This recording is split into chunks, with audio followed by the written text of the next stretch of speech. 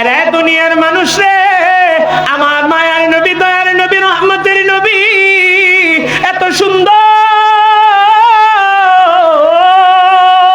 আপনাদের মনে প্রশ্ন থাকতে পারে, হুজুর ইউসুফ নবীও তো সুন্দর, তাইলে আদমের চোখটা আমার মায়ার নবীর চেহারার ভিতরে কেন আটকে গেল? ও দুনিয়ার মানুষ রে, না না না, আমার মায়ার নবীর আল্লাহ এত সুন্দর কইরা বানাইছে, আমার মায়ার নবীর চাইতে সুন্দর আল্লাহ কাউরে বানান নাই।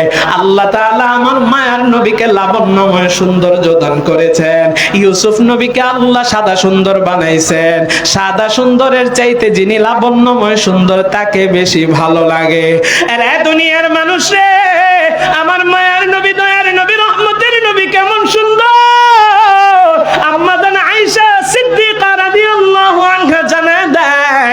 আরে গরপাড়ার মুসলমান, একটু দিলের কানটা লাগায়া শুনবেন। ও আমার পর্দার অন্তরালের মা বোনেরা রে, আমি শুধু বাবা ভাইদের জন্য বয়ান করছি না, প্রত্যেকটা মানুষের জন্য বয়ান করতেছি। অল্প সময় আলোচনা করব, কিছু আমল দিব, এরপরে একসাথে মুনাজাত দিয়ে বিদায় হব। একটু দিলের কানটা লাগান। আম্মা জান আয়েশা সিদ্দিকা বলে, ও মদিনার নারীরা শুনো শুনো, ইউসুফ নবীরে দেখা মিশরের নারীরা তাদের হাতের আঙ্গুলগুলো কাইটা ফেলাইছে, আর আমার নবীরে যদি ওই মিশরের নারীরা দেখতো, তাইলে তাদের আঙ্গুল নয় কলিজাটারে কাইটা ফেলতো। জোরে কন্যা সুবহানাল্লাহ। এরে গরপাড়ার মুসলমান, আমার মায়ার নবী কেমন সুন্দর ছিল।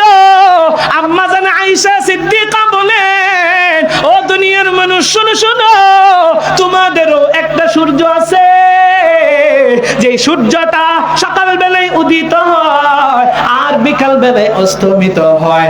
আমারও একটা সূর্য আছে, এই সূর্যটা এশারের নামাজের পরে উদিত হয় আর ফজরের সময় অস্তমিত হয়। ও দুনিয়ার মানুষ, শুধু তাই নয়, আমার আপনার আম্মা জান আয়েশা সিদ্দিকা রাদিয়াল্লাহু আনহা জানায় দেয়, একদিন আমার সুই হারায় গেছে। হঠাৎ করে আমার মায়ার নবী যখন এশারের পরে ঘরের ভিতরে ঢুকছে, আমার মায়ার নবীর চেহারার আলো দিয়ে আমি আমার সুইটা খুঁজে পেয়েছি। শুধু তাই নয়, এমনকি আমার মায়ার নবীর চেহারার আলো দিয়া সুইয়ের ছিদ্র দিয়ে আমি সুতা পর্যন্ত ঢুকাইছি। হয় নাই, হয় নাই, জোরে কন্যা সুবহানাল্লাহ।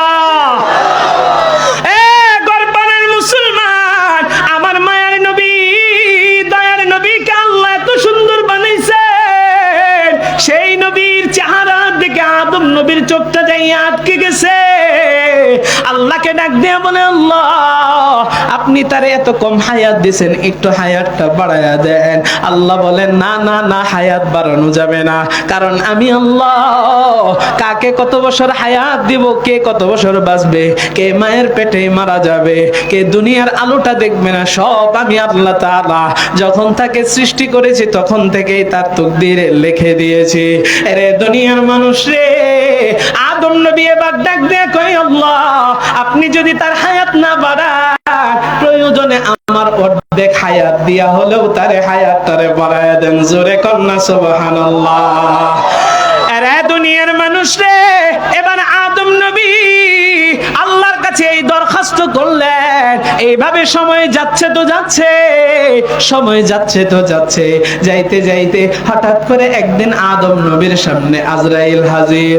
সালাম দিলেন, আজরাইলকে প্রশ্ন করলেন, ও আজরাইল তুমি আমার সামনে কেন আসছো? জান কবজ করার জন্য আসছো? বলে হা হা। বলে আমার কি হায়াত শেষ? আজরাইল ডাক দেয়া বলে, না আপনার এখনো হায়াত শেষ হয় নাই। এরে দুনিয়ার মানুষ রে, আদম নবী ডাক দেয়া কইরা, আজরাইল আমার হায়াত শেষ হয় নাই, তাইলে তুমি কেন আসছো আমার জান কবজ করার জন্য? আজরাইল ডাক দেয়া কয়, ও আদম নবী আপনার অর্ধেক হায়াত শেষ হয়েছে, আর অর্ধেক কি আপনার মনে নাই? আপনি যে এক সুন্দর চেহারা বিশিষ্ট এক আপনার সন্তানরে দিয়ে দিছিলেন, ওই দিয়া দেওয়ার কারণে আপনার অর্ধেক হায়াত শেষ হওয়ার কারণে এখন এসেছি আপনার জান কবজ করতে। এবার আদম নবী আজরাইলকে ডাক দিয়া কয়, না না না, আমি কাউরে হায়াত দেই না, ওটা আমি আবেগে বইলা ফেলাইছিলাম। জোরে কন্যা আল্লাহু আকবার। আদম নবী কয় না আমি কাউরে হায়াত দেই নাই, ওটা আবেগে বইলা ফালাইছিলাম। ও দুনিয়ার মানুষ, আদম নবী কয় এখন না আমার হায়াত পুরাটা শেষ হোক, পরে যান কবজ কইরা নি। আদম নবী মরতে চায়, আর জোরে কোন চায়? আমরা কেউ মরতে চাই? আপনারা এখানে যারা আছেন কেউ মরতে চান এরকম আছেন নি? হাত তোলেন তো দেখি। হ্যাঁ, একজনে হাত তুলে ফালাইছিল, আবার মাথা চুলকাইতেছে। কেউ আছেন? একজন আছেন। তার মানে একজন আছেন সে মরতে চায়, তার বাড়িতে অবশ্যই বলল গ্যাঞ্জাম আছে। গ্যাঞ্জাম না থাকলে কেউ মরতে চায় না, প্রত্যেকে বাঁচতে চায়। কারো একজনের ক্যান্সার হয়েছে, ধরেন ক্যান্সার, এই ক্যান্সার হয়েছে, ডাক্তারে বলছে সে মারা যাবে। এখন কোন ওই নাকে তেল দিয়ে বাড়িতে ঘুমাইবো না চিকিৎসা করবো? টাকা পয়সা যা আছে সব বাইর কর, চিকিৎসা করবো। ঢাকা নাই, যাইতে হবে ইন্ডিয়া, সেখানেই যাওয়ার চেষ্টা করবে। ঘরে টাকা নাই, বলে জমি আছে বিক্রি কর। কেন বিক্রি করতেছে? বলে বিক্রি করে চিকিৎসা করব। বাঁচতে চায়, মরতে চায়, কিন্তু মরা তো লাগবেই। হায়াত আল্লাহ দিছেন বড় অল্প। এখন মরলে আমাদের জন্য দুইটা জায়গা আছে, জান্নাত আর জাহান্নাম। কেউ যাবে জান্নাতে, কেউ যাবে জাহান্নামে। যার আমল সুন্দর, যে আমলের পাল্লাটা ভারী করাইতে পারবে সেই দিন তার তকদিরে জান্নাত মিলবে। যার গুনার পাল্লা ভারী হবে সে যাবে জাহান্নামে। ও দুনিয়ার মানুষ, এটা আমার আপনার জন্য পরীক্ষার হল। আমি আপনি পরীক্ষার্থী, একদিন মারা যাব। আপনার আমার বিচারটা একজন করবেন, তিনি কে? আরো জোরে ইমানের পাওয়ার দিয়া বলেন না, তিনি কে? আল্লাহ আপনার আমার জন্য সেই দিন ইনসাফের বিচার করবেন, কোনো জুলুম করবেন না কারো উপরে। আল্লাহ মিজানের পাল্লা দাঁড় করাইবেন, নেক আমল মাপবেন। যার আমলের পাল্লা ভারী হবে তাকে আল্লাহ ঘোষণা করে দিবেন জান্নাতি বলে, আর যার গুনার পাল্লা ভারী হবে তাকে ঘোষণা করে দিবে জাহান্নামী বলে। কিন্তু জাহান্নামে কেউ যাইতে চায়? এই আওয়াজ কমে গেছে, যাইতে চায়? জাহান্নামে কেউ যাইতে চায় না। থানায় কেউ যাইতে চায় না দুনিয়াতে। থানায় গেলে উত্তম মাধ্যম চলবে, রিমান্ডে শাস্তি দেওয়া হবে, কেউ চায় না। কিন্তু পুলিশে তারে কি করে? জোর কইরা নিয়ে যায়। যাবি না, গরির রশি লাগায় টাইনা হেসরা হেসরা নিয়ে যায়। কথা কোন ঠিক কিনা? জাহান্নামও যাইতে চাইবো না, কিন্তু আল্লাহর জাহান্নামের নিয়োজিত ফেরেশতা আছে না নাই? ওই ফেরেশতা শিকল লাগাইবে। ও গরপাড়ার মুসলমান, দিলটারে নরম করে দিবেন। কি বুঝাইতে চাই বুঝবেন, এরপরে আমল দিলে গ্রহণ করতে পারবেন। আল্লাহ তাআলা মিজানের পাল্লা দাঁড় করাইবেন। গুনার পাল্লা ভারী হয়ে গেলে কপাল বড় খারাপ, জাহান্নামে আমার আপনার নামটা ঘোষণা হয়ে যাবে। জাহান্নামের ফেরেশতারা এবার শিকল লাগাইয়া টাইনা টাইনা জাহান্নামের দিকে নিতে থাকবে। কিন্তু কেউ ওই জাহান্নামে যাইতে চায় না। ফেরেশতারা যখন টানবে, ওই জাহান্নামী ব্যক্তিটা চোখের পানি গুলো ঝড়াইয়া ঝড়াইয়া আল্লাহকে ডাক দেবে, ওগো দয়ার মালিক, ওগো রব্বে কাবা, জাহান্নামী হতে চাই না, আপনি আমারে একটা বার সুযোগ দেন, আবারও আমি দুনিয়াতে যাই, ওখানে যাইয়া আমল করব, গুনাহ করব না। দুনিয়াতে যাইয়া নেক আমল করে আসবো। ও রব, একটা বার সুযোগ দেন। আরে দুনিয়ার মানুষ রে, সেই দিন আমার আল্লাহ কিন্তু আর কোনো সুযোগ দিবে না। তাইলে এখন আপনি যে আমি যে দামি হায়াতটা পাইলাম, এটাই আপনার আমার জন্য বড় নিয়ামত। এই নিয়ামতটাকে এখনই আমার আপনার জন্য কাজে লাগাইতে হবে। মরতে আমরা কেউ চাই না, কিন্তু আমাদেরকে মরণ আঁকড়ায় ধরবে। আল্লাহ বলেন, কুল ইন্নাল মাউতাল্লাযী তাফিরুনা মিনহু ফাইন্নাহু মুলাকীকুম। আপনি আমি মরণ থেকে যতই পালাই না কেন, ফাইন্নাহু মুলাকীকুম, মরণ আমাকে আপনাকে আঁকড়ায় ধরবে। আপনি আমি যেথায় যাইয়ে পালাই না কেন, আমার আপনার আজরাইলের হাত থেকে বাঁচার কোনো সুযোগ নাই। ও গরপাড়ার মুসলমান, তাইলে আমার আপনার জান্নাতি হওয়া লাগবে। জাহান্নামী হয়ে গেলে সেই দিন আর দুনিয়াতে আসতে পারবো না। এই সময়টাই আমার আপনার এখন এই কাজে লাগাইতে হবে। নবী বলেন, আদ-দুনিয়া মাজরাআতুল আখিরাহ, এই দুনিয়া হচ্ছে আখিরাতের ক্ষেতস্বরূপ। এই পৃথিবীর জমিনে আমি আপনি ফসল আদি উৎপাদন করি, চাষবাস করি, ব্যবসা বাণিজ্য করি। এরে দুনিয়ার মানুষ রে, একটু দিলের কান লাগায় শুনেন আর বুঝেন, দুনিয়াতে বাঁচার জন্য আমি আপনি ইনকাম কইরা, টাকা পয়সা রোজগার কইরা আমার আপনার জন্য রিজিকের ব্যবস্থা করি। আল্লাহ তাআলার নবী জানায় দেয়, আর দুনিয়া মাজরাতুল আখিরাহ, দুনিয়াটা আখিরাতের ক্ষেত শুরু। ওই আখিরাতের ইনকামটা আপনার দুনিয়া থেকে করে নিয়ে যাইতে হবে। এবার একটু জবাব দেয়া জানায় দেন, আমাদের আমল করার দরকার আছে না নাই? আরো জোরে কোন আছে না নাই? এমনি আমি আপনি কিন্তু আখিরাতের দিকে আগায় আছি, জান্নাতের দিকে আগায় আছি। এরে দুনিয়ার মানুষ রে, আমার মায়ার নবী, দয়ার নবী, রহমতের নবীর কারণে আল্লাহ তাআলা আমার আপনার মর্যাদা এত পরিমাণে বাড়াইছেন।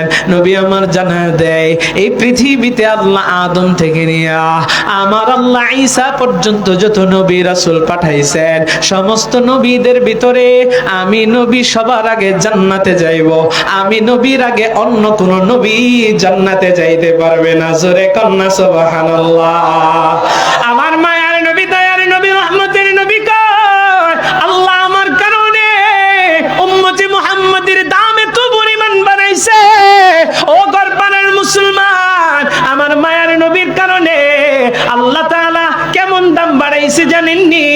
নবী আমার জানা দেয়, আল্লাহ তাআলা এই পর্যন্ত যত উম্মত পাঠাইছেন, সমস্ত উম্মতের আগে আমার উম্মত জান্নাতে ঢুকবে, এরপরে অন্যান্য নবীর উম্মতেরা জান্নাতে যাবে। জোরে কন্না সুবহানাল্লাহ।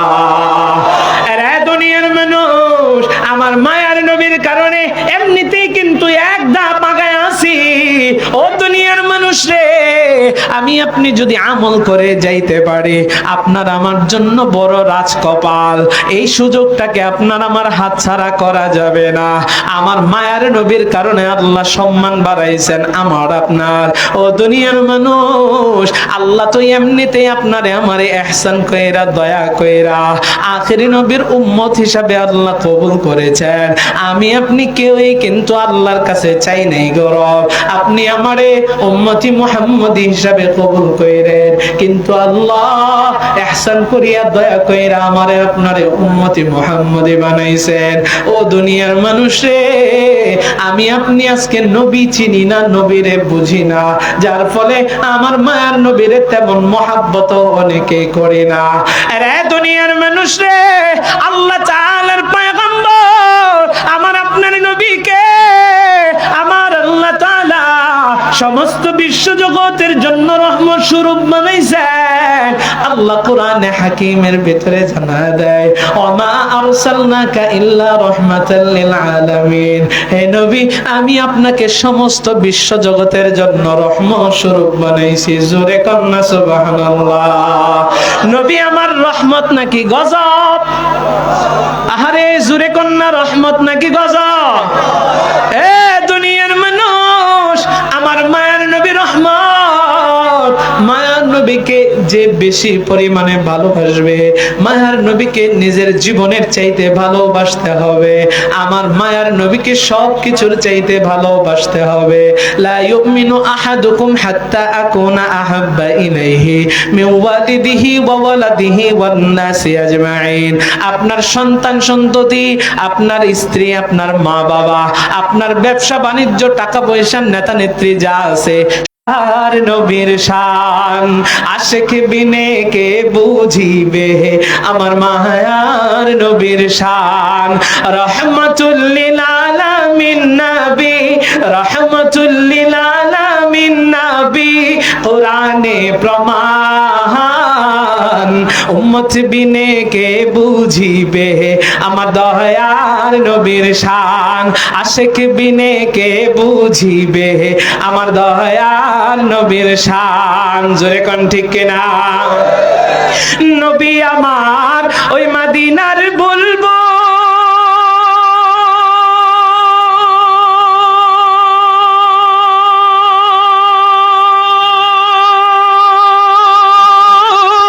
আমার আল্লাহ ভালোবাসা নামটি দিলেন হাবিবে রাসূল।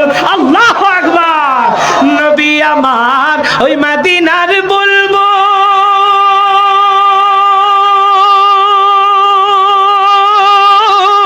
আমার আল্লাহ প্রেম করিয়া নামটি দিলেন হাবিবে রাসূল। ওই নবীকে ভুল বুঝিলে, ওই নবীকে না মানিলে থাকবে না ঈমান। উম্মত বিনে কে বুঝিবে আমার দয়ার নবীর শান। আশিক বিনে কে বুঝিবে আমার মায়ার নবীর শান। রহমাতুল লিল আলামিন নবী, রহমাতুল লিল আলামিন নবী, কুরআনে প্রমাণ।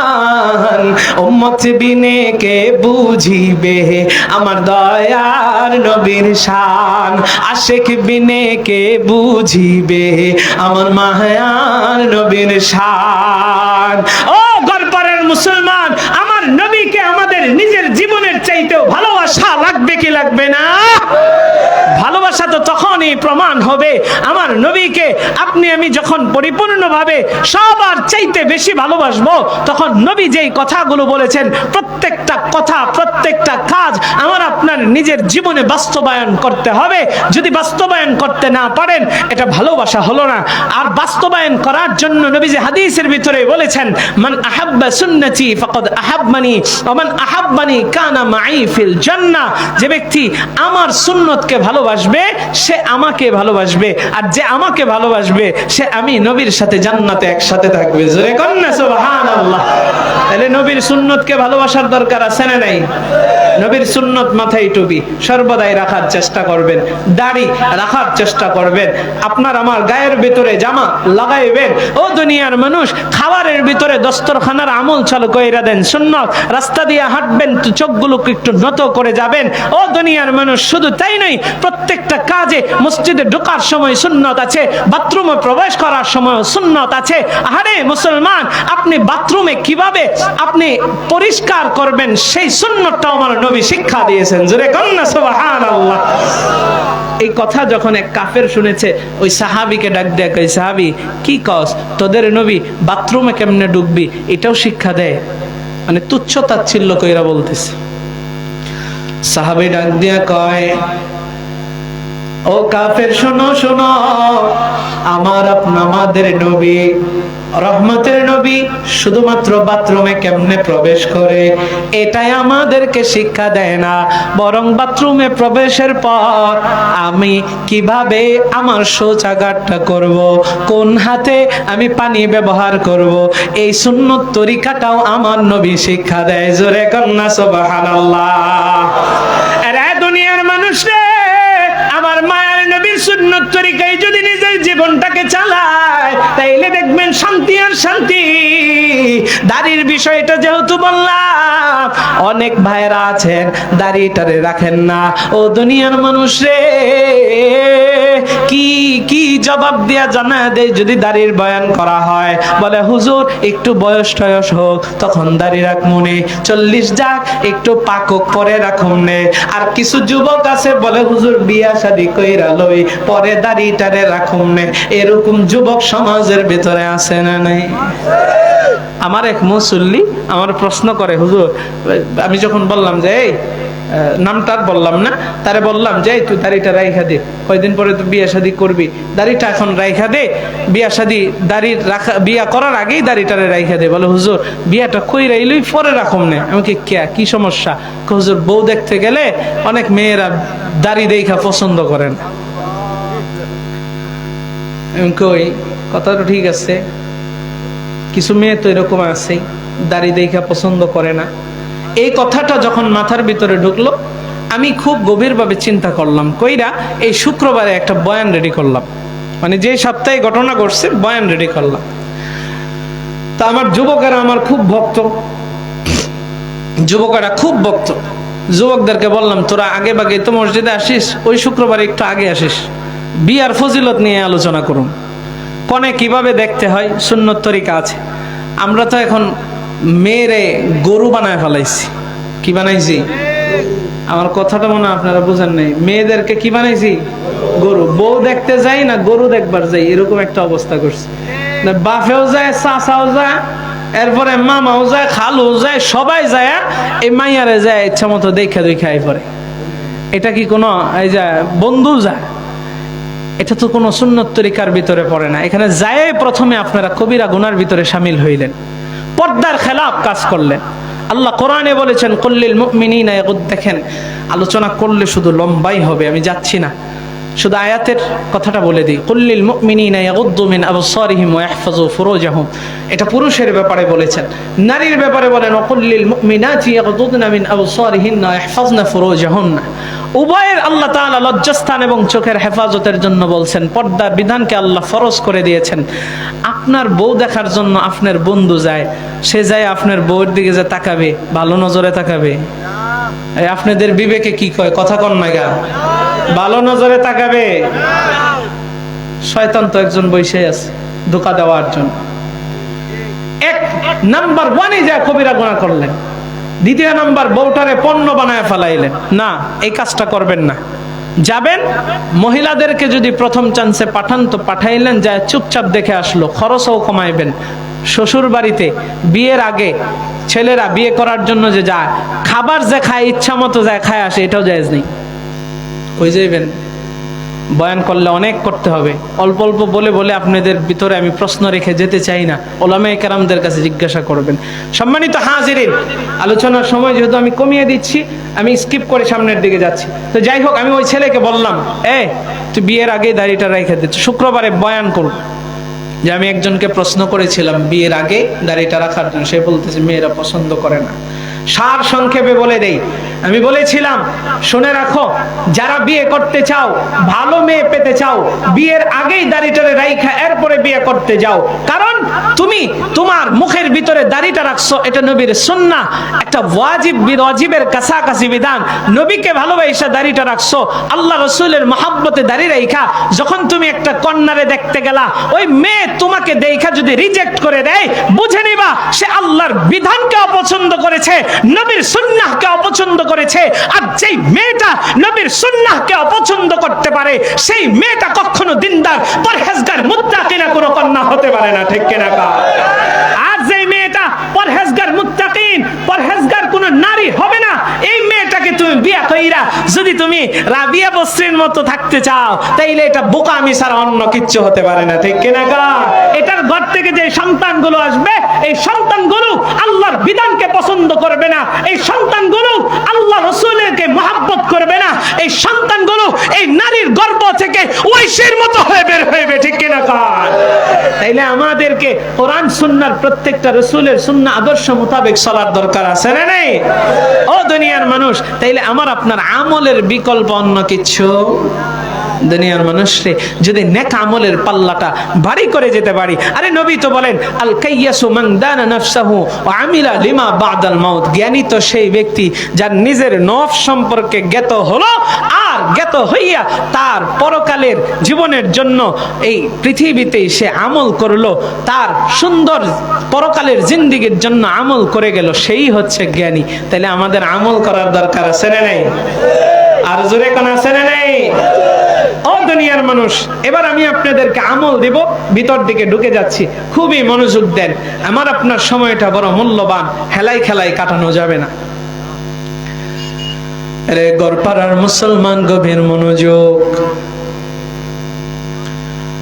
আপনি আমি যদি নেককার হতে পারি, তাইলে কিন্তু আমার আপনার সাকরাতটাও বড় সহজ হবে। আর যদি বদকার হয়, তাইলে আপনার আমার সাকরাতটা বড় কষ্টদায়ক হবে। আরে দুনিয়ার মানুষ রে, আল্লাহ তাআলা কোরআনে হাকিমের ভিতরে বলেন কুল্লু নাফসিন যায়িকাতুল মাউত, প্রত্যেকটা প্রাণীর মৃত্যুর স্বাদ গ্রহণ করা লাগবে। ও দুনিয়ার মানুষ, এই স্বাদ আবার কেমন স্বাদ? বলে তরকারির স্বাদ নাকি? না না না, একটা তরকারির উদাহরণ দিয়ে বোঝায়। ধরেন একজন গোশতের একটা তরকারি রান্না করছে, আপনার জিহ্বার ভিতরে একরকম স্বাদ, আমার জিহ্বায় আরেক রকম স্বাদ, এই মুরব্বী সভাপতি সাহেবের জিহ্বায় আরেক রকম স্বাদ, আমাদের পীরে কামেল শেখুল হাদিস আল্লামা নূর হুসাইন হাফিজাহুল্লাহ রাহিমাহুল্লাহ ওনার জিহ্বার ভিতরে আরেক রকম স্বাদ, এক একজনের জিহ্বায় এক এক রকম স্বাদ আছে না নাই? আরো জোরে কাম। আরে দুনিয়ার মানুষ রে, মৃত্যুর স্বাদটা এক একজনের এক এক রকম। নেককারের মৃত্যুর স্বাদ এক রকম, আর বদকারের মৃত্যুর স্বাদ অনেক রকম। এই আমার আব্বা জানেরা, যুবক ভাইরা রে, মৃত্যুর স্বাদ কেমন কেমন, বদকারের মৃত্যুর স্বাদটাই কেমন। একদিন হযরতে আজরাইল আলাইহিস সালাতু ওয়াস সালাম আল্লাহর কাছে আরজ করলেন, ওগো রব্বে কাবা, আমি তোমার হাবিব, তোমার বন্ধু হযরতে ইদ্রিস আলাইহিস সালাতু ওয়াস সালাম, যিনি আমার আল্লাহ তাআলা যাকে এই পৃথিবীতে কোন একটা জামানায় কোন একটা গোত্রের জন্য নবী হিসাবে পাঠাইছিলেন, ওই ইদ্রিস নবীকে হযরতে আজরাইল বড় পছন্দ করে। আল্লাহকে ডাক দিয়া কয়, গো রব, তোমার এই পয়গম্বর ইদ্রিস নবীর সাথে আমি বন্ধুত্ব করতে চাই। এরে দুনিয়ার মানুষ, গভীর মনোযোগ। আমার মায়ার নবীর সাথে বন্ধুত্ব ছিল হযরতে জিবরাইলের। হযরতে জিবরাইল কোন নবীর কাছে 10 বার, কারো কাছে 20 বার, কারো কাছে 30 বার, এইভাবে এক একজনের কাছে এক এক রকম গিয়েছেন। আর আমার মায়ার নবীর কাছে হযরতে জিবরাইল 40,000 বার গিয়েছেন। জোরে কন্না সুবহানাল্লাহ। মানে নবীর সাথে হযরতে জিবরাইলের ভালোবাসাটা বেশি। জিবরাইল নবীরে খুব ভালোবাসতো, নবীর সাথে জিবরাইলের বন্ধুত্বের সম্পর্ক ছিল। জোরে কন্না সুবহানাল্লাহ। তাহলে ওই ইদ্রিস নবীরে পছন্দ করে কে? আজরাইল। মনোযোগ আছে? আমার দিকে মনোযোগ আছে না ঘুমাইতেছে? লিল্লাহি তাকবীর। ইদ্রিস নবীরে পছন্দ করে কে? আজরাইল। আল্লাহ, মানে আল্লাহ তো সবাইরে পছন্দ করে। ইদ্রিস নবীর আজরাইল, দেখেন কেমন ওয়াজ শুনতেছে। ইদ্রিস নবীর আজরাইল পছন্দ করে, বন্ধুত্ব করতে চাই। আল বিদায়া ওয়ান নিহায়া তাফসীরের কিতাবের ভিতরে ঘটনাটা এসেছে। আল্লাহর কাছে ডাক দিয়া বলে, আল্লাহ, তোমার পয়গম্বর ইদ্রিস নবীর সাথে আমি বন্ধুত্ব করতে চাই। ওগো রব্বে কাবা, আপনি যদি অনুমতি দেন আমি বন্ধুত্ব করবার চাই। আল্লাহ কয়, রে আজরাইল, যা যা যা, আমি অনুমতি দিয়ে দিলাম। আজরাইল এবার ইদ্রিস নবীর কাছে আসলেন, ডাক দিয়া কয়, ও ইদ্রিস পয়গম্বর, আমি আপনার কাছে এসেছি। ইদ্রিস নবী ডাক দিয়া কয়, রে আজরাইল, কেন আসছো? জান কবজ করার জন্য নি? কারণ আজরাইল রে দেখা তো সবাই ভাবে মৃত্যুর জন্য আসছে। আরে দুনিয়ার মানুষ রে, আজরাইল ডাক দিয়া কয়, গো ইদ্রিস পয়গম্বর, আমি আপনার কাছে জান কবজের জন্য আসি নাই, আপনার কাছে এসেছি আমি আপনার সাথে বন্ধুত্ব করবার চাই, আপনারে আমার বড় ভালো লাগে। ও দুনিয়ার মানুষ রে, ইদ্রিস নবী আজরাইলকে ডাক দিয়া কয়, রে আজরাইল, আমি যার তার সাথে বন্ধুত্ব করি না, তোমার সাথে বন্ধুত্ব করব। আমার 3টা শর্ত আছে। জোরে কন্যা কয়টা? আরো জোরে। জোর হয় নাই। পিছনের মানুষরা কয় না কয়টা? শুনতে চান? 3টা শর্ত শুনতে চান?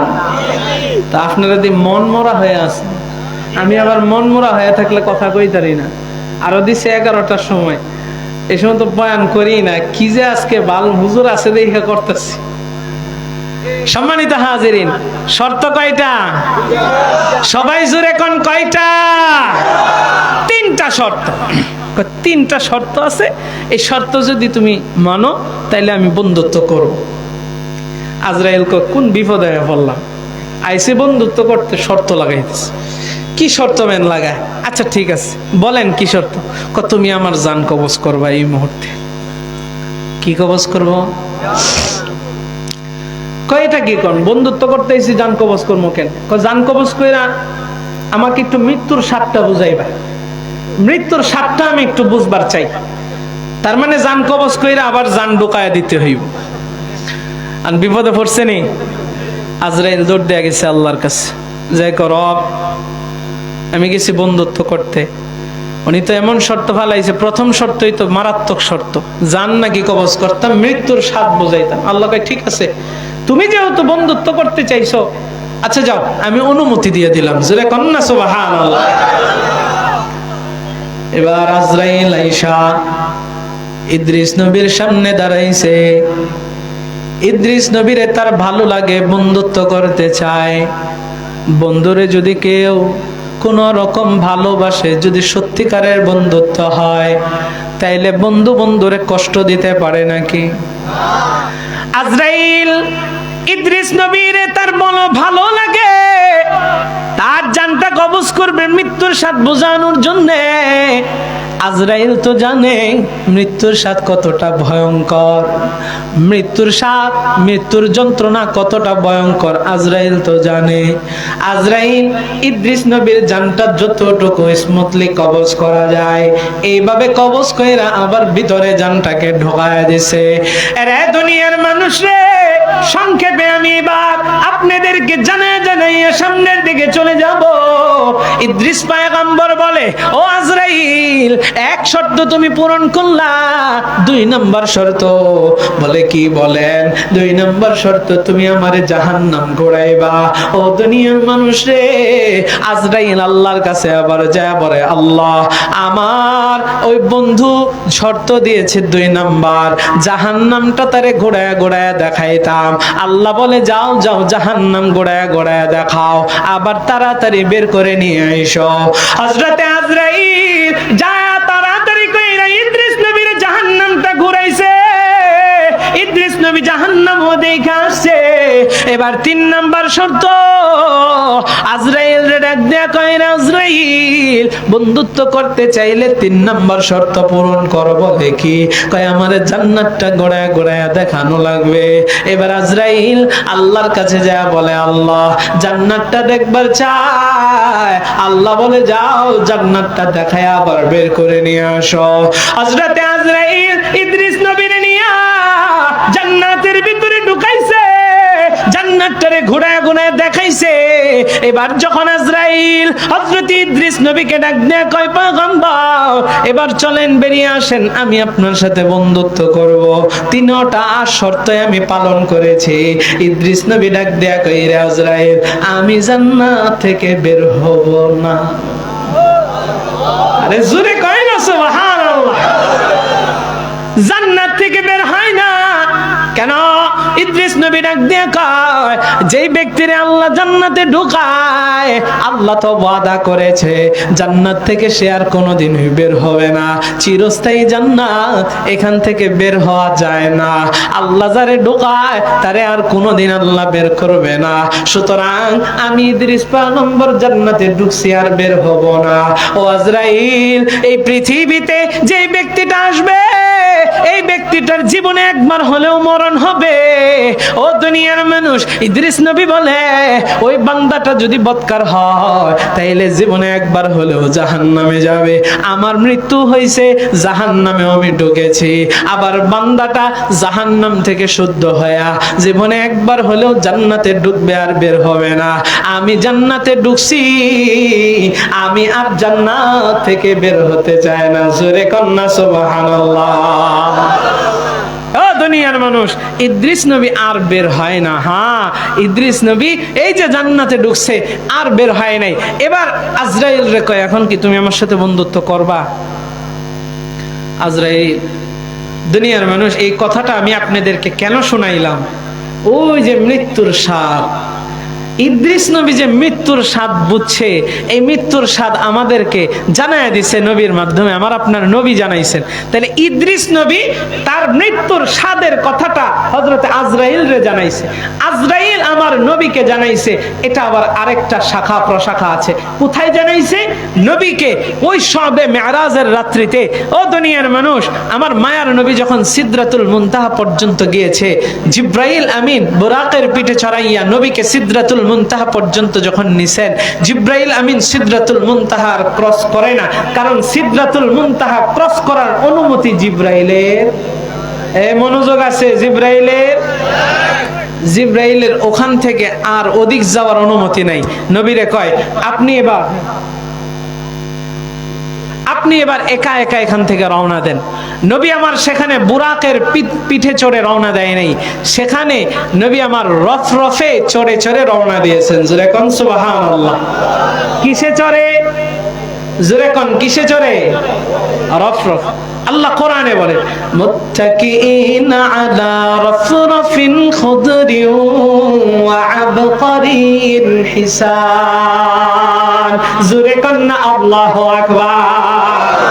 রফরফ এটা হচ্ছে জান্নাতের এক সবুজ মসনদ, এমন এক মসনদ, এমন এক আরামদায়ক বিছানা যেটার ভিতরে জান্নাতীরা হেলান দিয়া বসবে, যেখানে যাইতে মনে চাই যাইবে, যা খাইতে মনে চাই এখানে চৈরা চৈরা খাবে, যেখানে উড়াল দিতে মনে চায় এই রফরফে চড়ে হেলান দিয়া বসবে, বিশ্রাম করবে, যেখানে উড়াল দিতে মনে চায় আরে তার মনে চাবে ওখানে যাইতে, শুধু মন চাইতে দেরি, যাইতে দেরি হবে না। জোরে কোন না সুবহানাল্লাহ।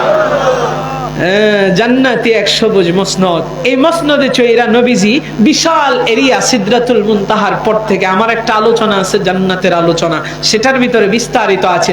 এখন তো সার সংক্ষেপে শুধু টাচ দিয়ে সামনের দিকে যাচ্ছি সাতটা বোঝানোর জন্য। নবী ওখান থেকে বিশাল এলাকা ভ্রমণ করে করে সামনের দিকে যাচ্ছেন। নবী কোত্থেকে যায় আজরাইলের কাছ থেকে শুনছেন, এটা আমরা জানতে চাই কি চাই না? আরো জোরে কোন চাই কি চাই না? এরে গড়পাড়ার মুসলমান গভীর মনোযোগ।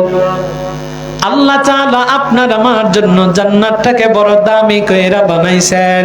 ওই জান্নাতের মসনদ এটাও বড় দামি এক মসনদ।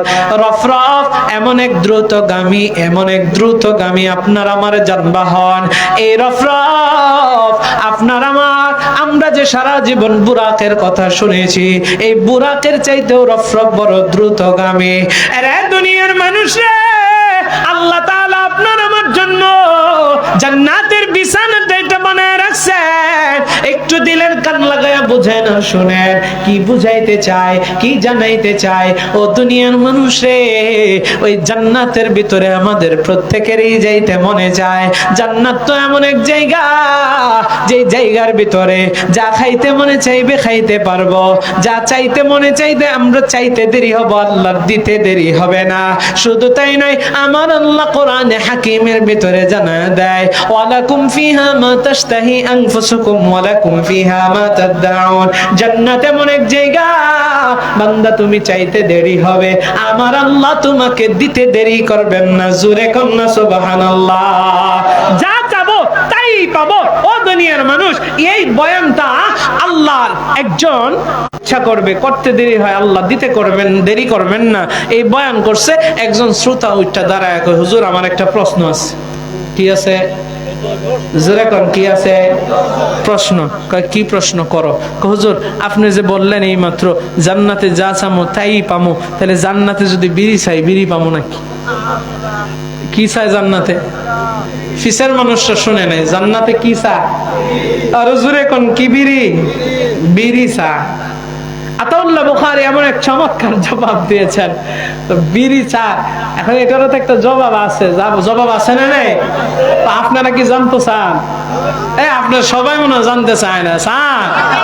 আচ্ছা, তাহলে বিড়ি জান্নাতে দিবে কিনা? আতাউল্লাহ বুখারী চমৎকার এক জবাব দিয়েছেন। জবাবটা আমরা একটু পরে দেই, এখানে রাখলাম। সিদরাতুল মুনতাহা, ওই সিদরাতুল মুনতাহা থেকে রফরফের পিঠে চড়ে যে নবী ভ্রমণ করছেন, ওখানে আশ্চর্য কিছু বিষয় দেখেছেন, সেখান থেকেই আল্লাহর নবী জবাব নিয়ে এসেছেন। সেটাও আমাদের জানার দরকার আছে না নেই? কারা কারা জানতে চান হাত তুলেন তো দেখি। ওমা সবাই জানতে চায়, হাত নামা।